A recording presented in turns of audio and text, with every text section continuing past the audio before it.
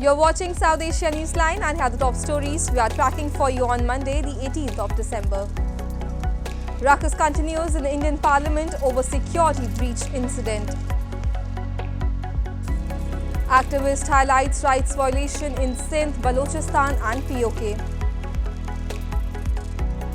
And Bangladesh PM slams BNP, says can't win people's heart through terrorism.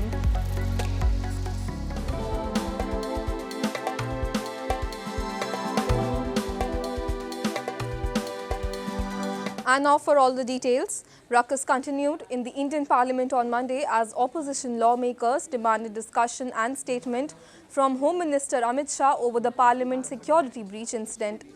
Expressing his anguish over the repeated disruptions, Speaker Om Birla said that it is unfortunate the matter is being politicized. He said sloganeering is against the dignity of the House as he requested for cooperation to hold discussions on important issues. A total of 33 opposition members, including Congress leader Adhir Ranjan Chaudhary, were suspended on Monday for unruly conduct. देखिए, गैर भाजपा राजनीतिक दल के जो सांसद हैं लोकसभा में और राज्यसभा में, वो कोई सूरज चांद सितारे तो मांग नहीं रहे। वो तो सरकार को बस इतना कह रहे हैं कि एक देश की सबसे सुरक्षित इमारत पे हमला हो जाता है, एक प्रकार से उसकी सुरक्षा में इतनी बड़ी चूक हो जाती है, तो परमात्मा का शुक्र है कोई जान माल का नुकसान नहीं हुआ। वो भी हो सकता था।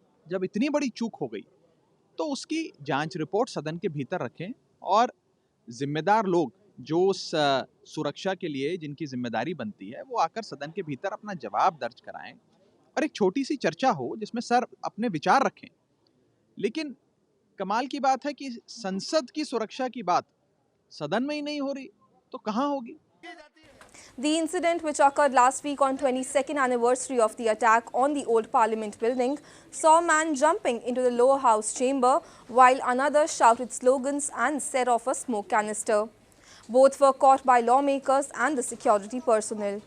So far, police have arrested 6 people in connection with the breach and further investigation is underway. And a cold wave gripped New Delhi and parts of India's national capital region, with minimum temperature being reported as 6.8 degrees Celsius on Monday morning.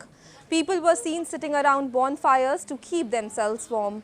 Residents on their routine morning walk said they were taking extra precautions by wearing warm and multi-layers of clothing and eating healthy. They have started stepping out to walk late in the mornings when it is warmer.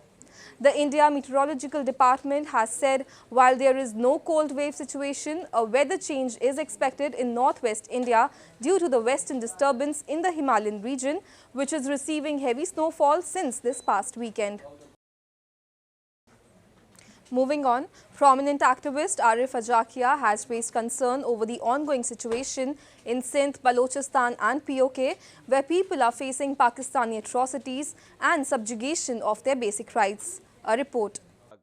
Renowned rights activist Arif Aajakia has flagged concern over subjugation of rights of people in Sindh, Balochistan and PoK, calling Pakistan an exploiter. He particularly highlighted the forced conversion of girls from minority communities in Sindh and blamed Islamabad has deliberately denied civic amenities to the people in the region, while thousands of Baloch people have been extrajudicially killed and disappeared for voicing their concerns in Balochistan.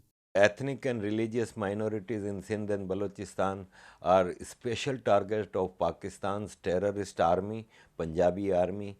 And coming to the Balochistan, there are thousands of missing persons in Balochistan, extrajudicial killing, involuntary disappearance, inhuman behavior, torture is common practice in Pakistan. People get missed. He further said the people of Pakistan-occupied Kashmir are also fed up of zero development in the region, while Islamabad continues to exploit their resources. There has been a massive outrage in the occupied region recently. So there are protests across PoK and every district, Rawalakot, Muzaffarabad, Neelam, Mirpur, they are protesting because they can see that the same Kashmiris in India are prosperous, getting better education, getting better civic facilities, but In PoK, all these are not provided. And months after Pakistan's announcement of all illegal immigrants to leave the country or face deportation, around 4,35,152 illegal Afghans have returned to Afghanistan, according to the Pakistan government. Islamabad is actively facilitating the repatriation process for illegal Afghans at the Torkham and Chaman borders. Meanwhile, many repatriated immigrants have conveyed that they find themselves in challenging circumstances. Pakistan has accused Afghan nationals for carrying out attacks in the country, which Afghanistan's Taliban regime has denied and said that militancy is an internal matter for Islamabad, while calling on a halt on deportation. Pakistan has not entertained calls by international organizations to reconsider the deportation plans.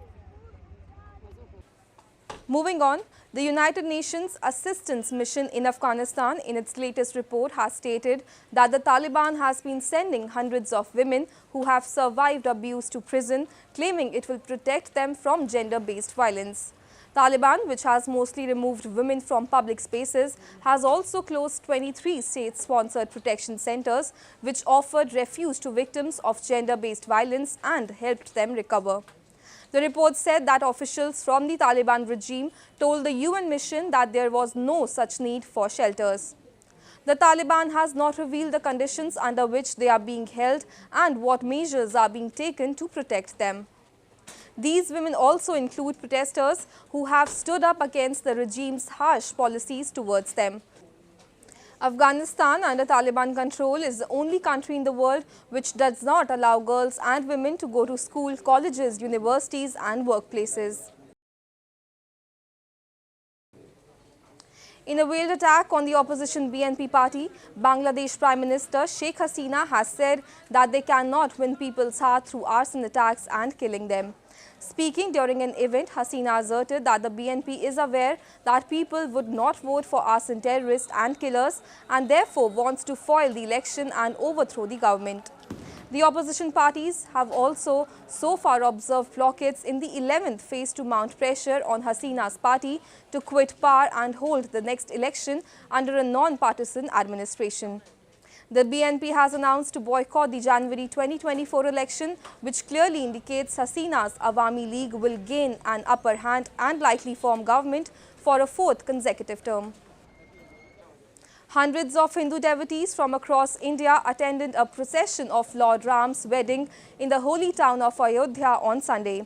The day when Lord Ram tied the nuptial knot with his wife Sita is marked as Viva Panchami.